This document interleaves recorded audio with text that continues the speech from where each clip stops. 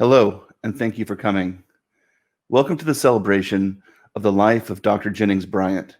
I'm Todd Bryant, his son, joining you from my apartment in Brooklyn, New York. My sisters, Allison and Adrian, are here joining from the DC area, and Phyllis is joining us from North Carolina. Adrian and her husband were gracious enough to put on this production, so they're behind the scenes running the video feeds. Allison is fielding the chat, so feel free to share your thoughts and stories there. We'll be recording this event for posterity so that people can come back and watch using this same link. We're very lucky to have our father's friends and colleagues as guest speakers today, and fortunate to be able to celebrate en masse at this time in history where people are often forced to face the rites of passage of life alone.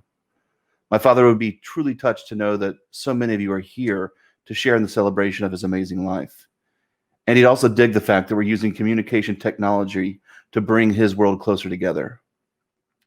He'd also tell us not to make too big of a fuss and to get back to what we were doing before too long.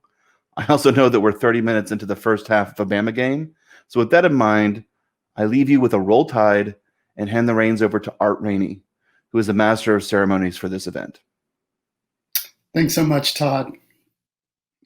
I had the great privilege of being Dr. Bryant's student at the University of Alabama in the mid-1990s. He was always Dr. Bryant to me, even when he insisted that I call him Jennings. It took me a good while to get used to that.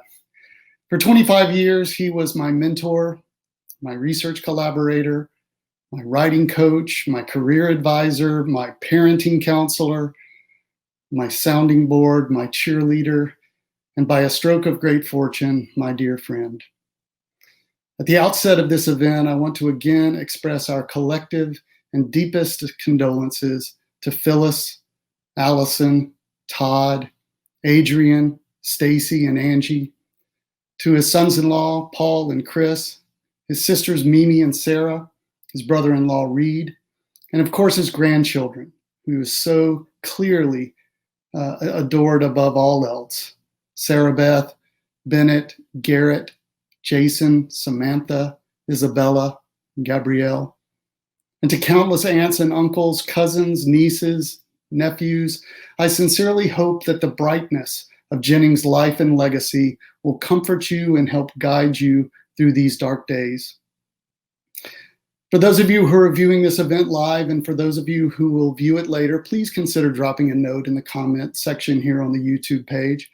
Maybe let the family know where you're watching from or how you knew of Dr. Bryant. Perhaps leave your own favorite memory or maybe leave a note of encouragement. I'm sure they would appreciate it. Adding your voice to this tribute will make it all the more special. You know, it's a great honor to be a part of the celebration of Jennings' life, a man who, as much as anything, seemed to celebrate the lives of everyone else around him. His positivity, his generosity, his kindness, and his patience, especially with students like me, made you, the recipient, feel like you were the person of the hour, the center of attention, the superstar. And in those moments to him, I truly believe that you were. In a world in which so many people see everyone else as an enemy and as a means to an end, Jennings saw friends and neighbors. He saw opportunities for connection, real, authentic connections. Over the next hour or so, you're going to hear from several of those with whom Jennings formed deep connections. Mine started in the fall of 1993. I had one semester left in Southwestern Seminary, and I was trying to figure out my life's next step. Like Jennings, I had a lot of interest.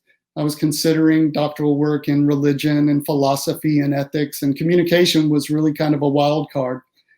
Now, this was the pre-internet world, mind you. I don't really remember how I learned that Jennings had a background in theology as well, but I did. I was back home in Tuscaloosa visiting my parents. It was probably the week of Thanksgiving. And out of the blue, I gave him a call. And in typical JB fashion, he invited me to meet him the next day in his office in Reese Pfeiffer Hall. Now, I'd be lying if I told you I remembered what was said. My best guess is that I yammered on about seminary stuff that had little to do with him, what he was doing, or what the PhD program had to offer. But I do remember that he listened, seemingly without judgment, and he nodded. I remember his smile and a firm handshake at the end of the conversation, a handshake that would, in due time, turn into welcoming and gloriously reassuring hugs. Working closely with him for the next 4 years, I'm not exaggerating when I say that Jennings Bryant helped shape the course of my life. And it all started because he said yes to a meeting with a naive kid on the other end of the phone that he didn't know. Because as busy as he was, and he was always busy, he took the time, he made the time to talk to me. Just like he did when I had trouble landing my first job, when I was considering leaving the academy altogether, when my son was struggling socially at school, when my father-in-law died, and when my own father died. He was always there to listen, to support, to encourage, and to share the burden. This is what I think I'll miss the most. Many of you may know that Jennings completed his own doctoral studies at Indiana University with his longtime mentor, colleague, and friend, Dr. Dolph Zillman. Over the years, a loose connection of sorts seemed to form between IU and Alabama. Allison Bryant served on the faculty at IU. I taught there as well. And Alabama hired several IU graduates over the years, including Dr. Shawah. Shawah joined Jennings as a faculty member in the Department of Telecommunication and Film in 2000. When Jennings retired, Shawah took his place as Associate Dean of Graduate Studies. Shawah is currently the Leonard H. Goldenson Endowed Chair in Radio and Television in the School of Journalism at the University of Missouri. Shawah, please share with us some memories of your time with Jennings. Thank you, Art. That's a very touching story. Well, if you know a legend, and the legend gave you his swan song, how are you supposed to feel? Fortunate, ecstatic, jumping up and down on a couch? I experienced none of that, only sadness, a great void. Jennings is a legend. A couple of months ago, I asked him for an academic dialogue for Communication and Society. It's a unique column of the journal featuring academic leaders, their thinking, and philosophy. Jennings allowed me to pick his brain. I got a print copy of the article the night before his death. I was about to share that with him as he only saw the Gallup proofs. Then Allison broke the sad news. The dialogue was the second time I tried formally to celebrate Jennings' illustrious career as a scholar and researcher. Many of you remember that we organized 2 panels roasting Jennings at the ICA annual conference in Boston in 2011. Both the current dialogue and the ICA panels center on 2 themes: empowering media and empowering people, because that is what Jennings did to perfection. What made Jennings an even rarer legend is that he did not sit atop Mount Everest. He touched each of our lives in a very personal way. He empowered, he inspired, he made you feel life is really good. I consider myself truly lucky when I got a job in Alabama because I could get close and personal with my role model in scholarly rigor, in gentleness of character, and in impeccable integrity. He was the first one to send a congratulatory note when I got an offer. When I returned from my sabbatical in Singapore, he quietly put a welcome back gift at my door. He called Sarah when my son was enrolled in a gifted program just to clarify transportation details. Just imagine what it's like to be treated like family by a legend. I wrote in the dialogue that graduate students often wonder how a rock star can also be so approachable, down to earth, and full of humility. We could always joke with Jennings, and he did the same. In the Boston Rose, I enumerated many of his academic accomplishments and openly questioned whether he had a life, to which he, Sarah, and Allison nodded enthusiastically. When I finished my first marathon, he quipped, "Is this symptomatic of midlife crisis?" We share many good moments. My family went to visit his North Carolina farm after his retirement. One section of the road was so winding that my GPS did not know what to do. It kept saying, "Recalculating." He and I had a good laugh each time we reminisced. Jennings is a legend who had a big heart for diverse people. His answer to my above rock star question has now been reposted thousands of times on overseas and Chinese social media. Ever since I and his many global mentees shared his said passing.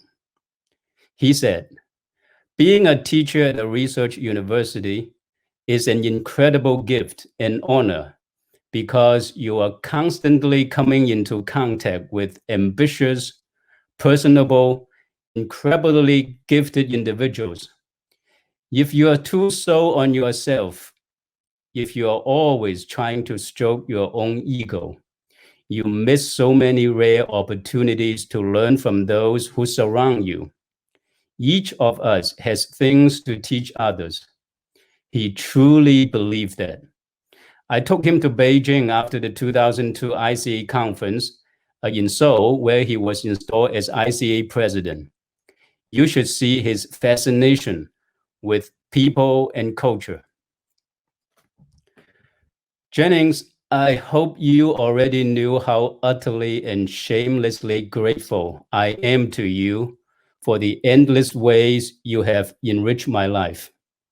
Now that you are gone, we have to recalculate, but I hope you will always guide us with your GPS from above. I know I speak for multitudes in saying thank you, love you, and rest in peace. Thanks so much, Shua. In 2018, Jennings was welcomed into the Communication Hall of Fame, an honor bestowed on a select few who have brought prominence to the state of Alabama through the practice of and professions associated with communication. With his induction, Jennings joined the ranks of luminaries such as Helen Keller, Dr. Martin Luther King Jr., Supreme Court Justice Hugo Black, and novelist Harper Lee. It was a fitting cap to an outstanding career of service at the university and in academia. For the ceremony, the Alabama Center for Public Television and Radio produced a biographical video of Jennings. For those of you who may not be familiar with his professional accomplishments, here's a look. Many thanks to the College of Communication and Information Sciences, especially Dean Mark Nelson, for allowing us to share this with you.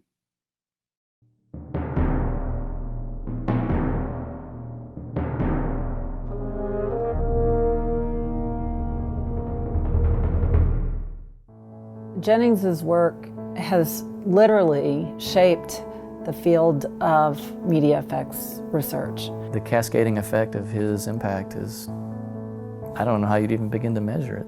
He's the leading researcher in the world on children in media, having spent many years studying with and helping to shape some of the most important television programs that children have seen around the world.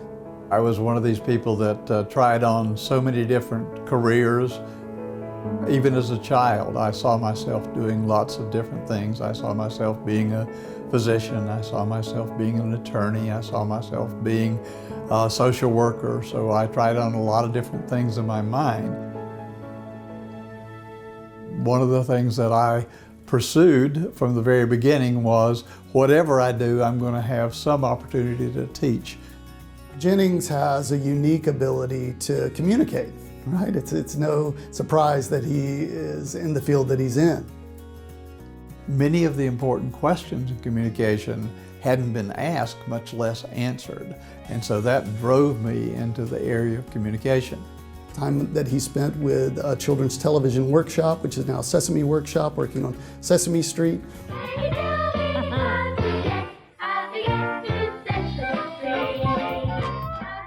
I was so fortunate early in my career, when I was still a doctoral student, to get adopted by the Sesame Street family.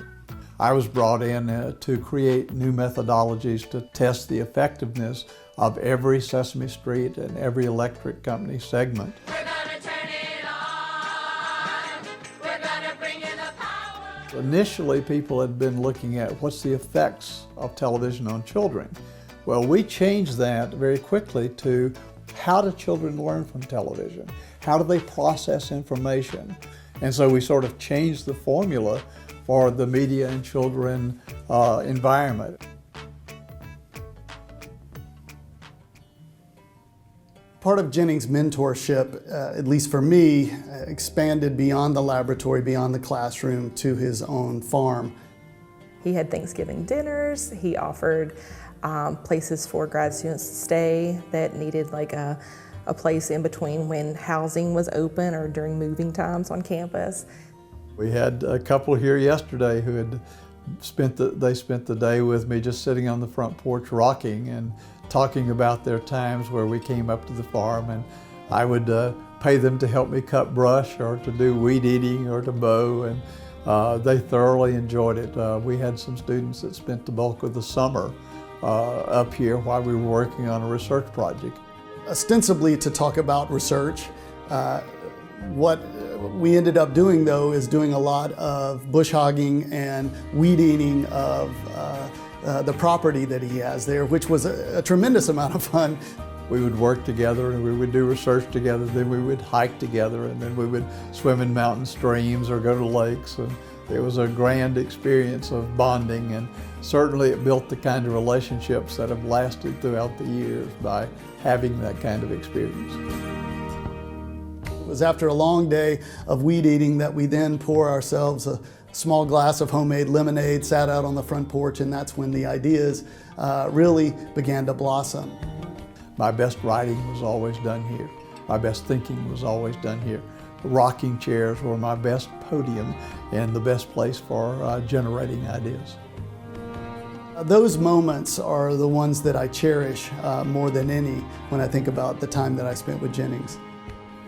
I just think that more than anything, Dr. Bryant made us all feel like part of an extended family. There are very few people, in the course of one's career that you can really say, I love working with this person, and Jennings is certainly that for me. I feel blessed. I think it's almost difficult to put into words the impact that he has made. He always seems poised and looking for an opportunity to pour into somebody else. Consider him at the top of a family tree that just has roots planted across the world and across the globe, because he has had such a tremendous impact on the study of communication. I really think that communication is the heart of what we bring as humans into the situation that makes us different from other animals. The freedom that he gave us to learn, to be better researchers, to be better thinkers, to be better instructors, were really a hallmark of his leadership and mentoring style. When everything is said and done, I'll see very large and dramatic ways that I was emulating him that didn't even realize it at the time, because he had affected me so deeply. And so, yeah, I'm not sure I've even begun to understand some of the ways that his mentoring has affected me. To me, the harmony that existed between the faculty and the student and the administration, the staff at the University of Alabama was extremely rare. To have that kind of blessing where everything came together and supported everything I wanted to do, what more could one ask? It was a wonderful environment. It was home. If you have the means, please consider extending Jennings' legacy with a donation to the Jennings Bryant Memorial Endowed Program Fund at the University of Alabama's College of Communication and Information Sciences. In keeping with his own life's work, the fund will provide scholarships for graduate students from diverse backgrounds and will support the college's ongoing research efforts. Dr. Kim Bissell is spearheading some of those important efforts even now. She's a faculty member in the Department of Journalism and was a colleague of Jennings in the College of Communication and Information Sciences from 2000 until his retirement.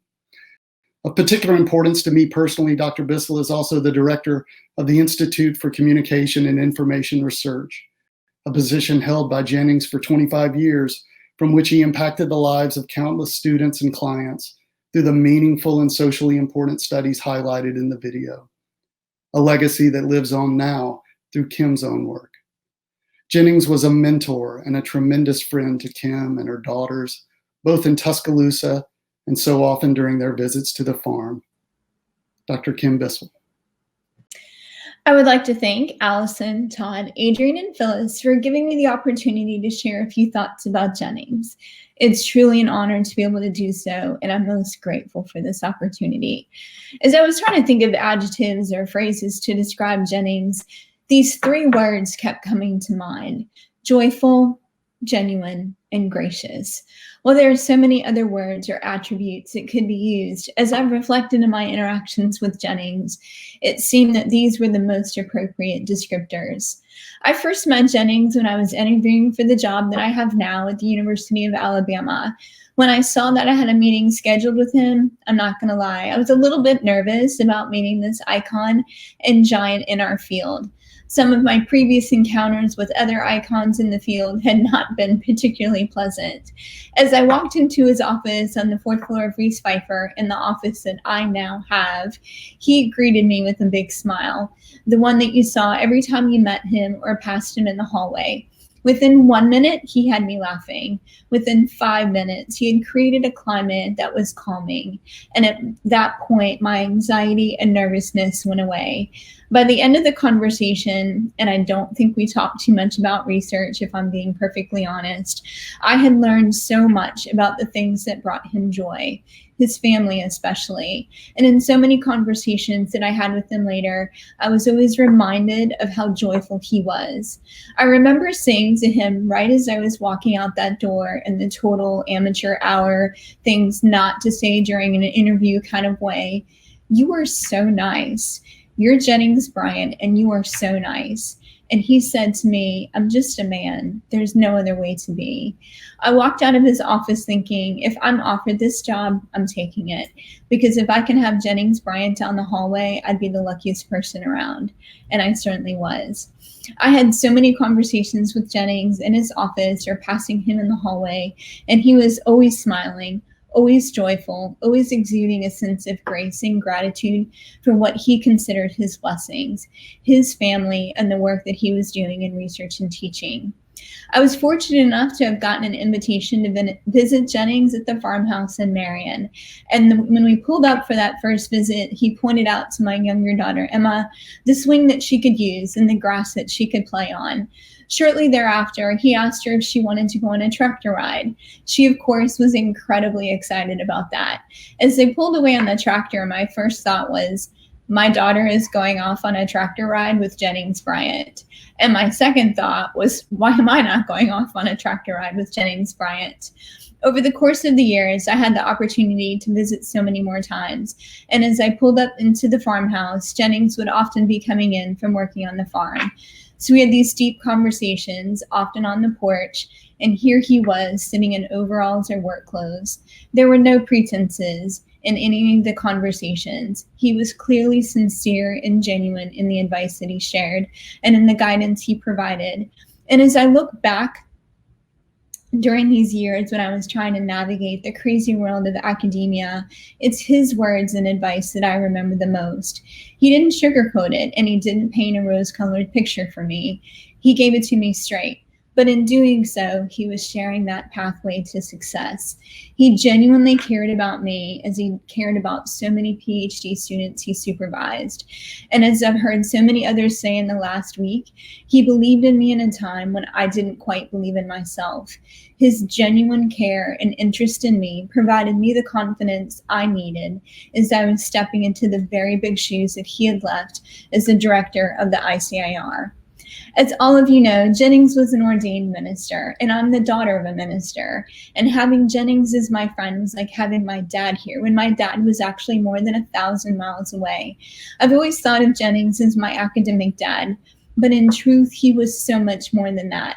It was in conversations we had on the front porch with a glass of homemade lemonade, or the talks that we had walking around the farm, that I truly got to see his graciousness. Isaiah 40:31 says, "But those who hope in the Lord will renew their strength. They will soar on wings like eagles. They will run and not grow weary. They will walk and not be faint." I went to Jennings on more than one occasion when I was not quite sure I could walk and not be faint, and he enveloped me in kindness and grace and with his very big heart.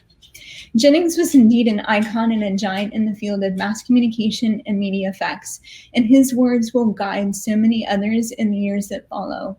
But beyond his intelligence, foresight, ability to multitask, and do so in mismatched shoes, I have seen this.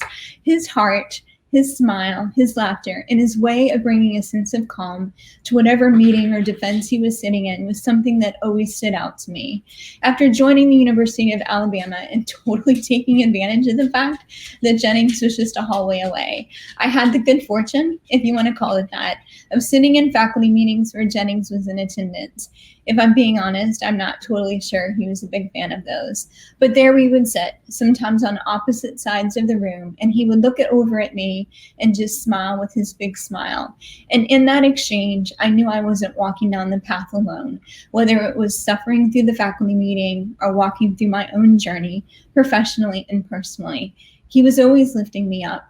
I feel like I've learned how to be a better human, having had the chance to be in so many different situations with him. And for that, I'm a much better person. I am truly blessed to have had him in my life. Thank you again to Allison, Todd, Adrian, and Phyllis for giving me this opportunity to share a few words about our dear friend Jennings. Thanks so much, Kim. Such wonderful memories. As Kim alluded to, right, Jennings was seminary trained. One hint of this fact could be found in his writings. Ever so often, he would drop a word or a phrase in Latin. It always made me smile. My favorite was the way that he would often sign off of emails to me with the Latin word for peace, pax. Jennings was a person of faith. He had faith in humanity and faith in science. Faith that tomorrow would be a better day. Faith that the tractor would start this time. Faith in a higher power that binds us all together. Few knew this better than Dr. Charlie Durham. Dr. Durham became the pastor of the church the Bryants attended, First Presbyterian Church of Tuscaloosa, in 1989 until his retirement 25 years later. Over the years, he remained close to Jennings and the family, on the farm, in Davidson, and through many significant events in their lives. Dr. Durham, would you please share a few words? Be honored to do so. Thank you, Art. I'm wearing a robe, not because it's cool here in Alabama, in Tuscaloosa, but because it was something that tied me and the Bryant family together. Jennings and Sarah were faithful members of the Presbyterian Church here in Tuscaloosa, along with Adrian and Todd and Allison. Allison was the first of the Bryants we met when she befriended my 14-year-old daughter when we first moved to Tuscaloosa in Thanksgiving of 1989, where she knew no one. Allison showed up at our doorstep and said, "I'm Kristen's new best friend. I'd like to meet her." And that began a lifelong friendship there too. The robe, as many of you know, in the Presbyterian tradition, is not a liturgical garment. It's not an alb or a vestment or so on. It's an academic robe. Presbyterians believe in an educated clergy. We try to hide that sometimes, but an educated clergy nonetheless. One of our main doctrine is service of God with the life of the mind. Jennings certainly embodied that. He breezed through Davidson College and then followed his calling to Louisville Presbyterian Theological Seminary, a seminary that I might add just recently bestowed upon him the Distinguished Alumni Award, an award they rarely give out, and even then only to tall steeple preachers. But Jennings served the Presbyterian Church for a few years while Sarah was getting her advanced degree. And then that calling led him to the field of communication, where it was always eating at him, I'm sure. But like Mr. Rogers, I guess, he was one of these Presbyterian ministers that couldn't help staying away from television, from shaping television. I'll always be thankful for the University of Alabama keeping him in Tuscaloosa. I know there were many occasions, one of which I knew in particular, when other universities like Syracuse were trying to woo him away, or when the administration in Washington was trying to give him positions, or once again, public television. But Jennings felt the ability at Alabama to do research based on values, what he believed in. Well, he didn't want to just see how television reacted to people. He wanted to see how television could shape and mold the values he held near and dear. But he also had another calling, and that was to be a pastor to pastors. I was one of those blessed to have him not just sitting in the pew every Sunday there on the main aisle, along with Sarah and Bob and Babs McCurley right beside him, but he also was one who every church he was in, he would be that kind of encourager and pastor to them, whether it was at our church, First Presbyterian, where he was served as an elder and as the chair of the personnel committee at a very important time in our church's life, whether it was at DCPC, Davidson College Presbyterian Church, or at the Marian Church, where he was elected an elder there too and clerk of session. I have a favorite biblical character by the name of Barnabas. And in the Acts of the Apostle, Barnabas takes on this crazy new convert by the name of Saul, who used to persecute the church, the early Christians. Barnabas was the only one with courage enough to hang in there with him. And so in Acts, you hear Barnabas and Saul, Barnabas and Saul, then Saul and Barnabas, then Paul and Barnabas, and then Paul. Scripture calls Barnabas the son of encouragement. Jennings, as you're hearing, was our Barnabas, that son of encouragement. He was constantly mentoring his pastors. He was encouraging us, and he was urging us forward. And it was the Apostle Paul that wrote to when he was mentoring a young Timothy, and he wrote these words, "I have fought the good fight. I have finished the race. I have kept the faith. From now on, there is laid up for me the crown of righteousness, which the Lord, the righteous judge, will give me on that day. And not only to me, but also to all who have longed for his appearing." That was Jennings, always the one finding us to mentor. And that hospitality, I too made it to the farm, sat on that porch. What the others were not willing to say is that lemonade had something else in it from Russia, a nice vodka. I wore this robe also, I'm reminded, at Sarah's funeral and also at Allison's wedding. What a family. Anytime you talk to Jennings, even if it was after a few months' time, he would always bring up his children. Allison, he would say, "I can't begin to comprehend the kind of math that she does in her research." Not sure I believe that, but that's what he said. And of Todd, he said, "What he's doing with computers is absolutely impossible." And when he began teaching at the university, Jennings could only smile, and tears in his eyes. And Adrian, who put aside her own dancing to choreograph world-class artists and bring them together in troops or in events. And well, she organized today too. This father was always the Barnabas, encouraging each and every one of his children.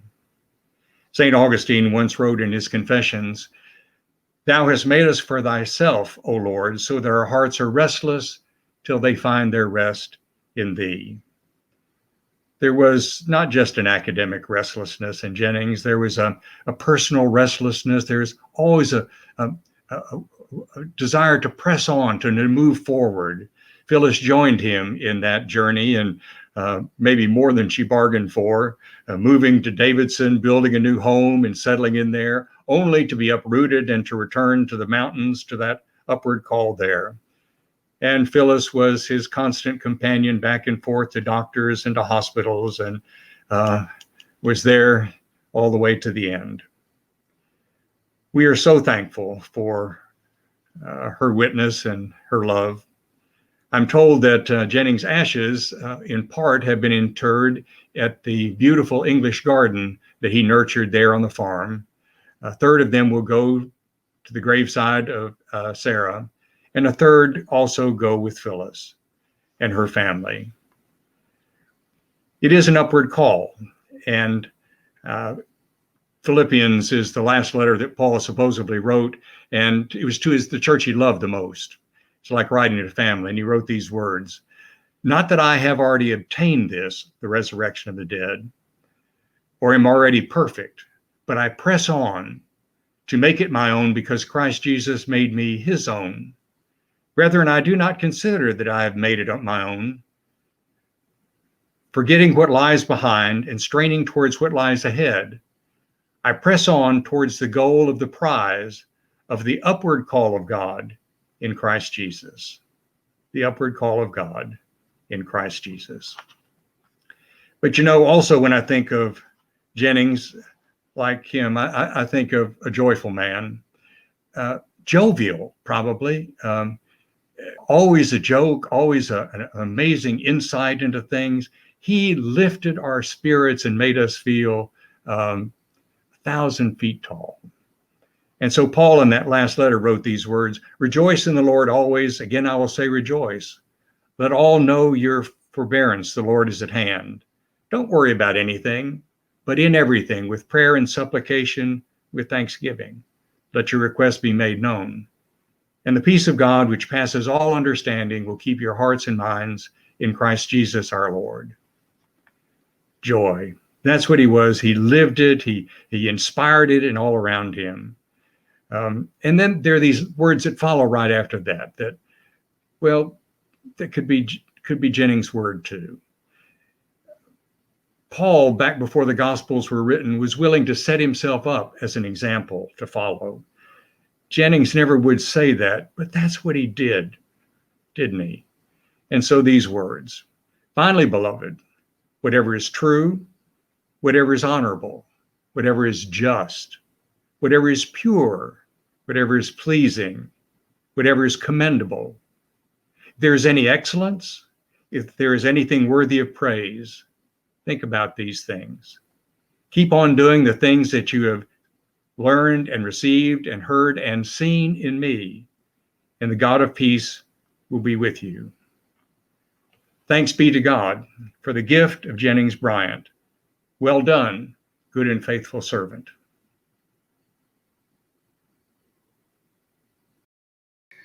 Thanks so much, Dr. Durham, for those touching words. Well done indeed. Another person of faith is Dr. Wes Fondren.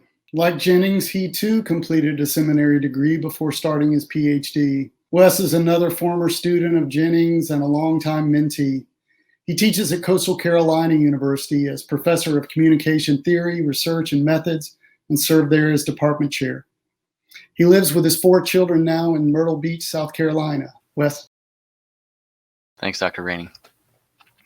Well, I'm just going to tell a quick story. I knew I was going to be going last, and so I figured you guys would have heard a lot already. And so I'll tell this one quick story, and I just want to couch it in a few truths about Jennings. One of them is he may be the most productive person that I have ever worked with. It was astounding to me how productive he was.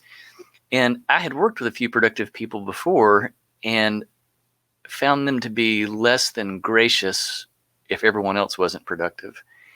And so it was a huge surprise to me when I discovered how unbelievably gracious and generous he was, even in being so productive. That's the story I want to tell you. And I would love to tell you a story about some amazing thing that I had done and how he was gracious and helped me do it, but I'd really rather tell you about a mistake I made. When it came time for me to finish my dissertation, I missed the deadline for spring graduation.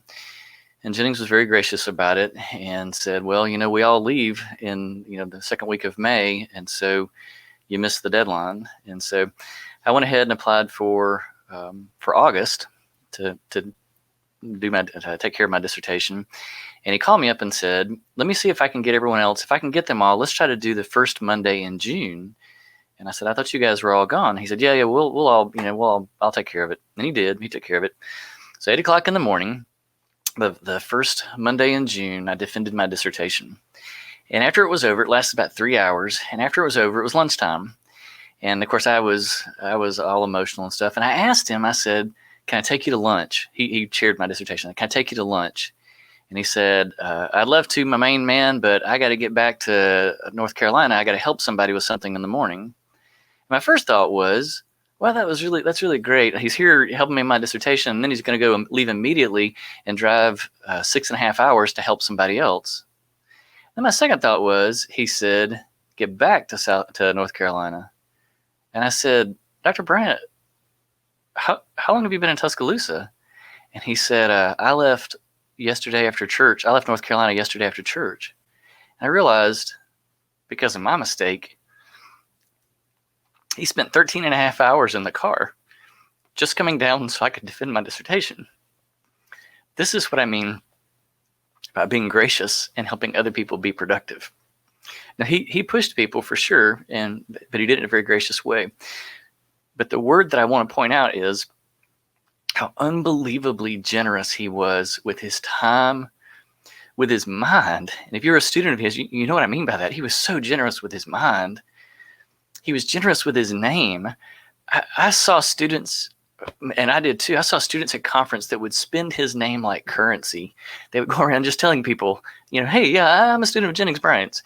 And I don't know how many, maybe hundreds of hours he spent just when I knew him writing letters of reference for people. And he told me one time that he wrote every one of them fresh, that he always wrote them from scratch. He was unbelievably generous and gracious, even in his being so productive. And so I wanted to do something for him. He had been so incredibly generous, spending 13 hours in the car just to help cover my mistake. So I went to buy him a Hawaiian shirt. So a lot of you guys know he loved to wear Hawaiian shirts. And so I went to the shirt shop in downtown Tuscaloosa because I knew that they had those. And I went in and started shopping for them. And the guy came and asked me, what design I wanted. And I told him I'd like something crimson if I could. And so we talked about it for a minute or two. And I picked out one. And he said, let me go see if I can find one in large because you look like you're about a medium or a large. And I said, oh, it's not for me. And actually, I don't know what size I need. I'm going to have to look at them. And he said, oh, who's it for? And I said, well, I've got this professor who was incredibly gracious to me and very generous and did something really, really nice for me at Alabama. And I want to buy him a Hawaiian shirt. And he said, you're going to need a double XL. And I laughed. I thought he was joking. And I said, no, seriously, I don't know what size I'm going to need to look at him. And he said, I know who you're talking about. He said, when you said generous and gracious and a Hawaiian shirt, I knew you meant Jennings Bryant. I read a book one time when I was 17 that changed my life. And there was a sentence in it that said, make the goal of your life that everyone who is a part of it is better because you were a part of it. I remember thinking, leaving the shirt shop that day, I want to live the kind of life that even a salesman at a shirt shop recognizes my character as gracious and generous. Even that's not the end of the story. A couple years later, I was on that front porch up there in North Carolina. I'd come to spend the weekend with him. And he told me he wanted to take me into town. And so we went into town, and it's a small town with cute little quaint shops. And we're walking in one of the stores, and I said, are you looking for something? He said, yeah, I'm looking for a shirt. I'm like, oh, okay. And so I helped him look at shirts and stuff. And when we got one picked out, it was this one. He wanted to buy me a shirt.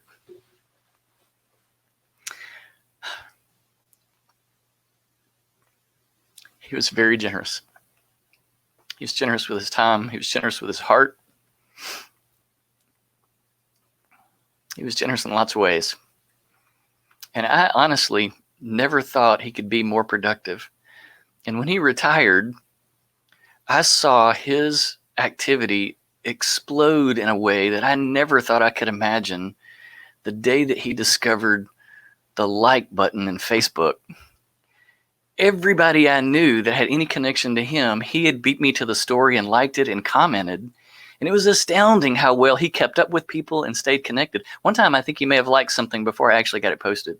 I don't know how he did it, but he would have been the person to figure it out. But it was a reminder to me of just how connected and how generous he was with his words and with his time and with keeping up with people. He was a very generous person.